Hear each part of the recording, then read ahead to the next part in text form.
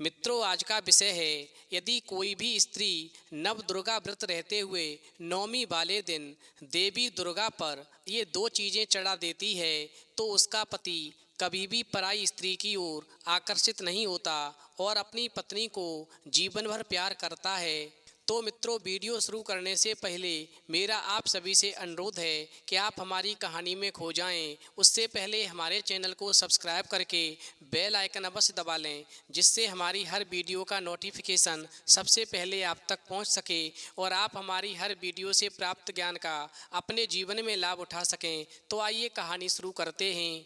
मित्रों, एक बार माता लक्ष्मी ने भगवान विष्णु से पूछा, प्रभु, यदि कोई पुरुष अपनी स्त्री को छोड़कर के पराई स्त्रियों के चक्कर में फंसा रहता है तो उस स्त्री को सुख कैसे मिल सकता है।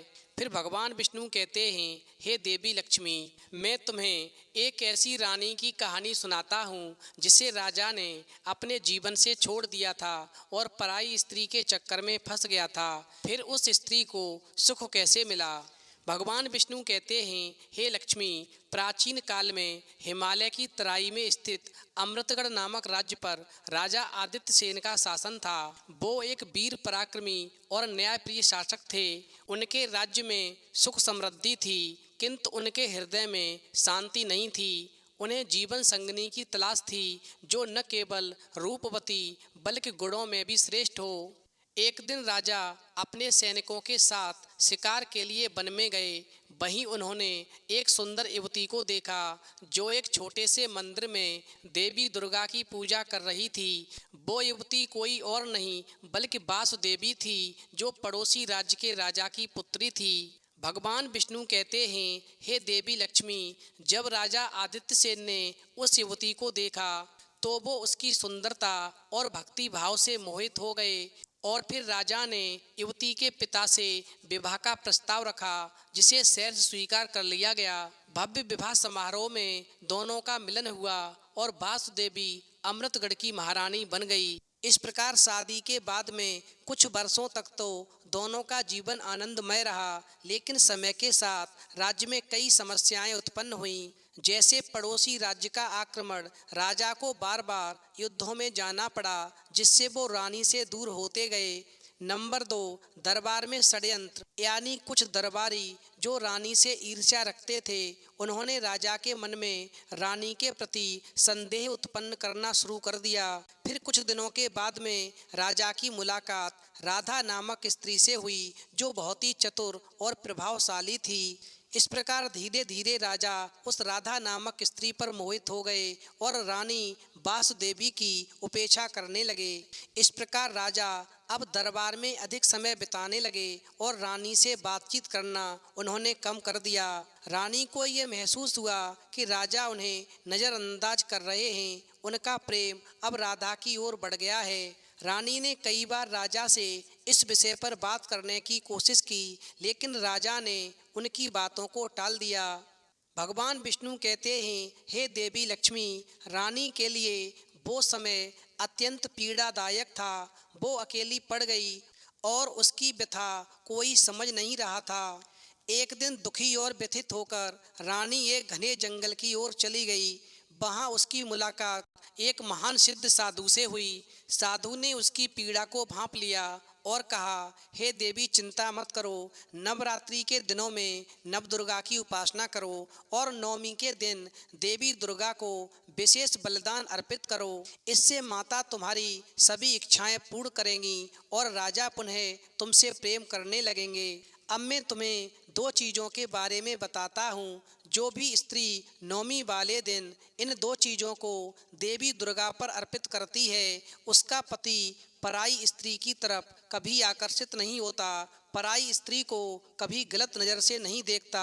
वो किसी से प्यार करता है तो उसे छोड़ देता है। भगवान विष्णु कहते हैं, हे देवी लक्ष्मी, साधु ने दो विशेष वस्तुएं बताईं जो बहुत कम लोग जानते थे, और ये दो वस्तुएं वो हैं, यदि देवी पर चढ़ाया जाए तो देवी तुरंत ही प्रसन्न हो जाती हैं। वहीं साधु ने बताया, ये दो चीज़ें नवमी वाले दिन तुम देवी दुर्गा पर अर्पित करना, फिर तुम्हारा जीवन खुशियों से भर जाएगा। नंबर 1, सिंदूर मिश्रित बेलपत्र, यानी देवी दुर्गा को लाल सिंदूर में डूबा हुआ बेलपत्र चढ़ाने से वो तुरंत प्रसन्न होती हैं और यह प्रेम और सौभाग्य का प्रतीक है। नंबर 2, चांदी का कमल, यानी चांदी से निर्मित कमल का फूल माँ दुर्गा को अर्पित करने से वैवाहिक जीवन में प्रेम और सामंजस्य बना रहता है। इस प्रकार रानी ने साधु की बात मानी और पूरे 9 दिनों तक कठोर उपवास और आराधना की और फिर नवमी वाले दिन उन्होंने सिंदूर मिश्रित बेलपत्र और चांदी का कमल देवी दुर्गा को अर्पित किया। इस प्रकार देवी प्रसन्न हुई और प्रकट होकर बोली, हे वासुदेवी, तुम्हारी भक्ति और प्रेम अडिग है। अब राजा आदित्य सेन के मन में मोह और भ्रम दूर होगा और वो पुनः तुम्हारी ओर आकर्षित होंगे, वो पराई स्त्री को छोड़ देंगे। भगवान विष्णु कहते हैं, हे देवी लक्ष्मी, इस प्रकार रानी ने जब नवदुर्गा व्रत रखा और देवी दुर्गा पर सिंदूर मिश्रित बेलपत्र और चांदी का कमल चढ़ाया, ठीक उसी समय राजा आदित्य सेन के मन में एक अजीब हलचल हुई। उन्हें अचानक अपनी रानी की याद आई और उन्होंने महसूस किया कि उन्होंने कितनी बड़ी भूल की है। इस प्रकार राजा आदित्य सेन तुरंत ही महल लौटे और रानी से क्षमा याचना की। वहीं राजा ने राधा से सारे संबंध तोड़ दिए और पुनः वासुदेवी को अपने जीवन की सबसे महत्वपूर्ण स्त्री मान लिया। तो मित्रों, ये कथा हमें ये सिखाती है कि प्रेम में धैर्य और भक्ति का बड़ा महत्व है।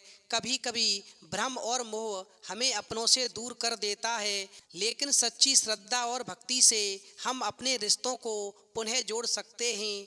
देवी दुर्गा की पूजा और नवरात्रि व्रत से वैवाहिक जीवन में प्रेम और समर्पण बना रहता है। तो मित्रों, जिस स्त्री का भी पति पराई स्त्री के चक्कर में पड़ा रहता है, वो इस कहानी में बताई गई दो चीज़ें नवमी वाले दिन देवी दुर्गा को जरूर अर्पित करें और अपने जीवन में खुशियां भरें। तो मित्रों, यदि आपको ये कहानी पसंद आई हो तो प्लीज़ आप हमारे चैनल को सब्सक्राइब करें और माता देवी दुर्गा के लिए एक लाइक करना बिल्कुल न भूलें।